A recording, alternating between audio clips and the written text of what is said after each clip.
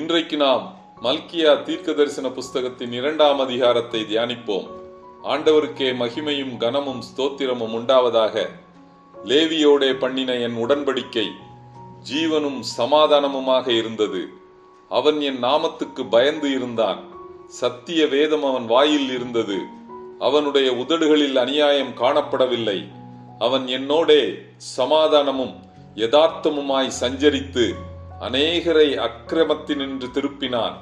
ஆசாரியனுடைய உதடுகள் அறிவை காக்க வேண்டும். வேதத்தை அவன் வாயிலே தேடுவார்கள். அவன் சேனைகளுடைய கர்த்தரின் தூதன். ஆசாரியர்களே, நீங்கள் லேவியின் உடன்படிக்கையை கெடுத்து போட்டீர்கள். என் வழியை விட்டு விலகி அநேகரை வேதத்தை குறித்து இடரப் பண்ணினீர்கள். நீங்கள் என் வழிகளை கைக்கொள்ளாமல் வேதத்தை குறித்து பட்சபாதம் பண்ணினபடியினால் நானும் உங்களை எல்லா ஜனத்துக்கு முன்பாகவும் அற்பரும் நீசருமாக்கினேன்.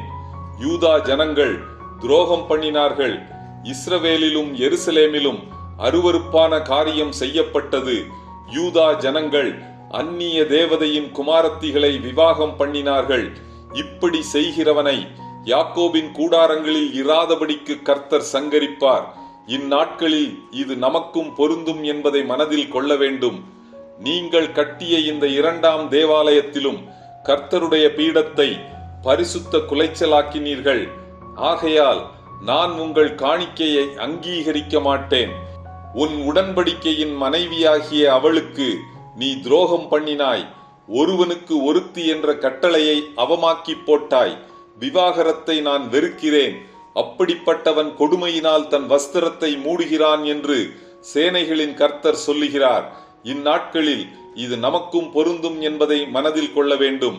இத்துடன் மல்கியா 2ஆம் அதிகாரம் முடிவடைகிறது. கர்த்தர் தாமே நம் எல்லோரையும் ஆசீர்வதிப்பாராக. ஆமேன்.